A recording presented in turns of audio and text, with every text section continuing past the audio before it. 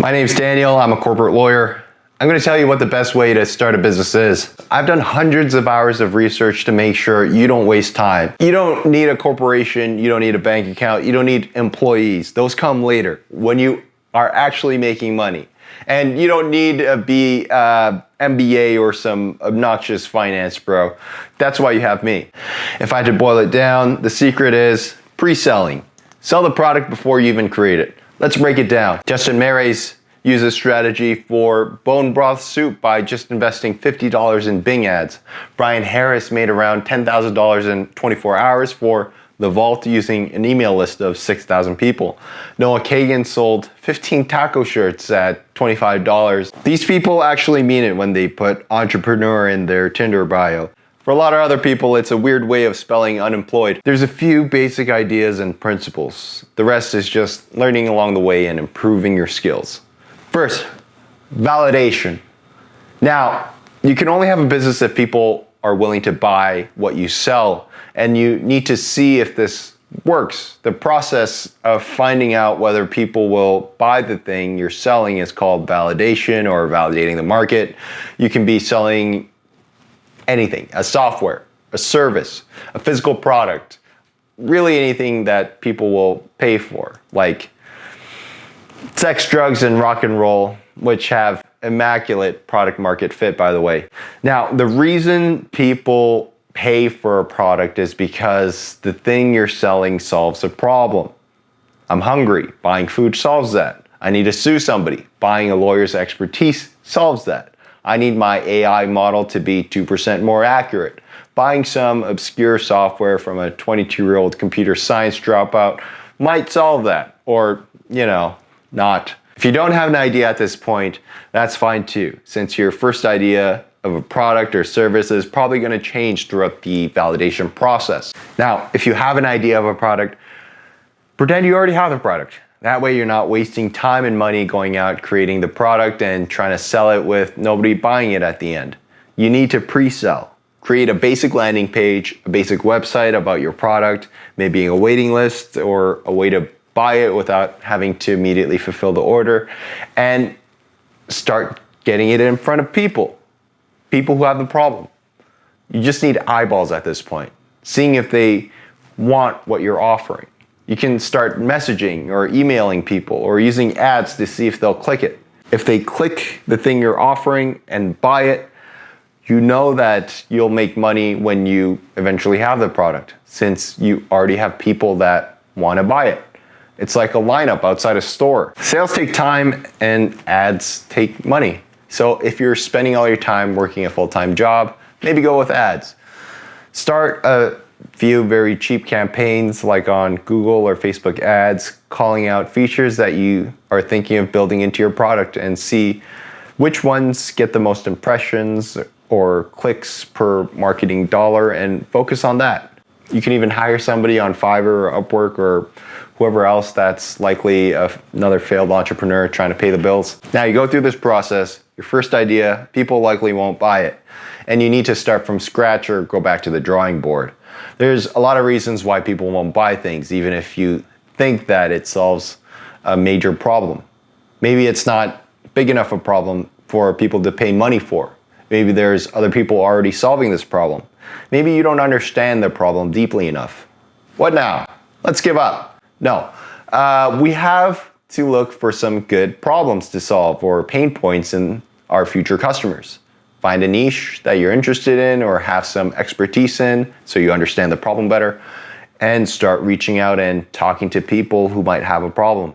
How do they do their work day to day, and what are the problems that they face that you can solve for them to do their work better? You need to find something that they really need, not what you think that they need. It's kind of like the red pill incel pickup culture, speculating on what women want and women wanting some alpha chauvinist. I know it's hard, but just talk to a woman like a person. I promise they want what everybody wants, to be a successful startup founder. Personally, I think the easiest starter business to launch are educational or informational products like ebooks, courses, or worksheets or templates. You can find customers, pitch them, and deliver something they want in like a month. Whereas it might take much longer for software or physical product.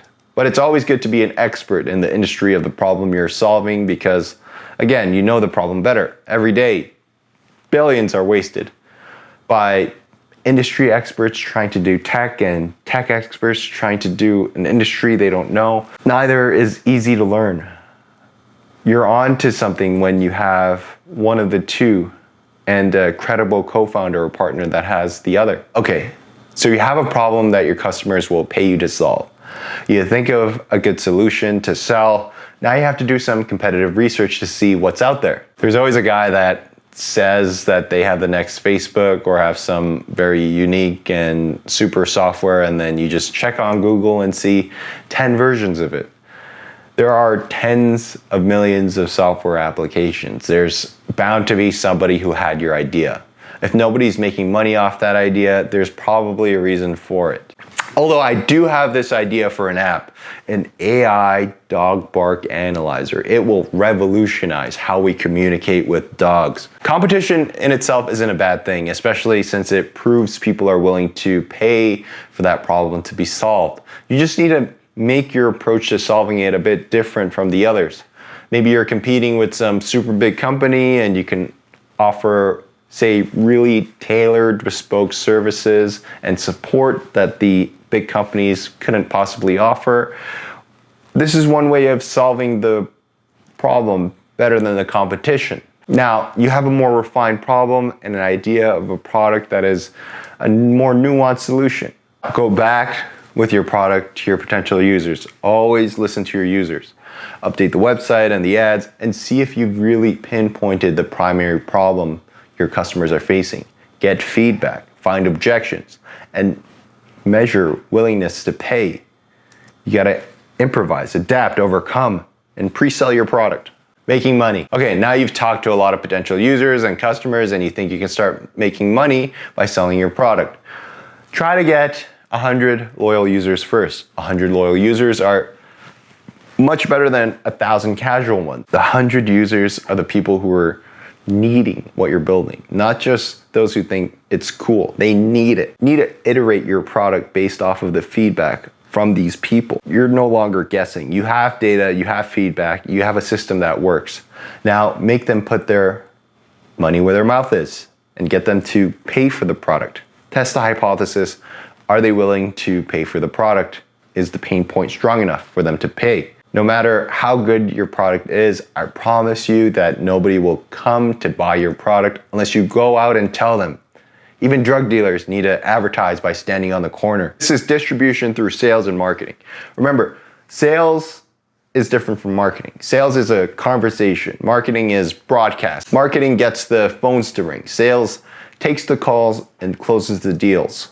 There's a lot of ways to market, but some popular ones in this space are paid Facebook and Google ads. You can also use influencers or SEO optimization. There's a whole industry for this. Since you're just starting, you probably don't have a huge budget, so let's talk about sales. Sales and marketing can't understate their importance. They're the main difference between an idea and a thriving business. And in sales, confidence and conviction will win over being intelligent. Think about the best-selling books. Many of them aren't made by incredibly talented writers. Some are just made by talented marketers and sellers. Some of the best written books in the world will never be read because the writer doesn't know how to market or sell. Some lucky counterpart gets a good publisher to do that for them. But even selling yourself to the publisher takes a certain skill of selling. You're always selling. Great salespeople are more like matchmakers. People have some kind of problem and you have some kind of solution. People are pretty sensitive in situations where they could be persuaded, like walking onto a used car lot. Your spidey senses are up. So conversations need to feel like you're trying to convince a friend to watch a really cool movie rather than a high-pressure deal. My biggest advice is getting a coach or mentor who will talk with you once a week to get feedback. Feedback is how you improve. This is how professional salespeople learn and practice. Now, you have a business with paying customers and you want to grow. You might consider an injection of capital from venture capital firms or other investors, but I think the best way is to bootstrap or use the money from your business to reinvest in growing your business. This is where the Patagonia vest wearing, Zen chewing MBAs can have an advantage. You want to optimize your business by outsourcing, streaming costs, doing price elasticity experiments, and pulling customers, and other business words. Now, some final advice. You will fail. This all sounds easy. All you have to do is find a problem to solve and find the people who will pay you to solve it, right? But most businesses fail. It's really tough to find the right problem to solve. Maybe there's too much competition or you're not well equipped to solve it. And there's a bigger hurdle to find people who are willing to pay for what you solved. Maybe there's too much competition or selling the product is too difficult.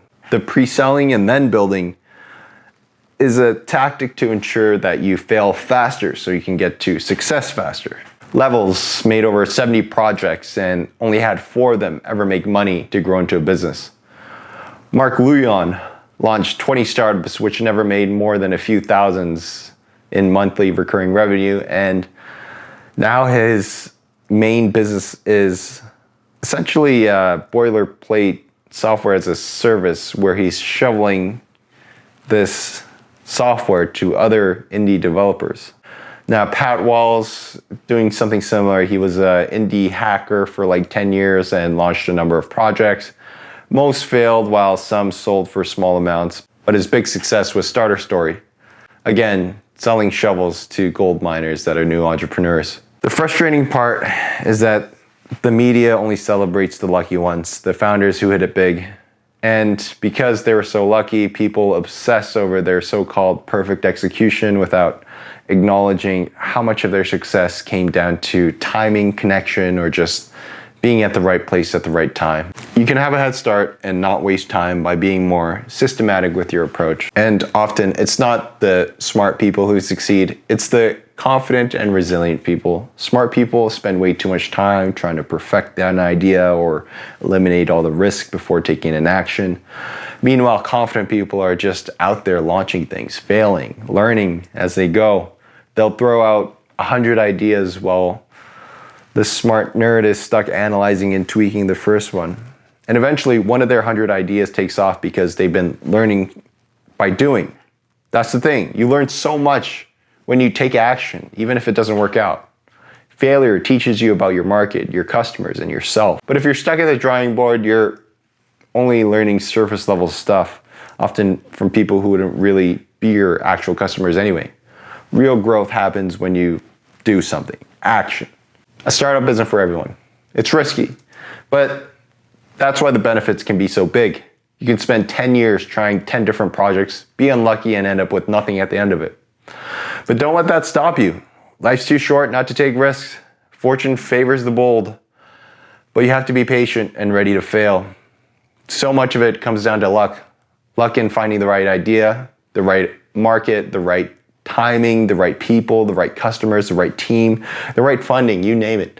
The harsh reality is that most startups and entrepreneurial dreams die. A lot of them get overshadowed by competitors.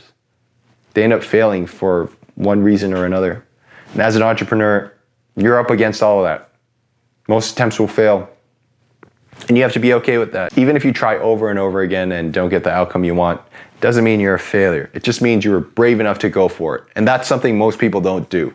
So if you embark on this journey, learn to enjoy the process.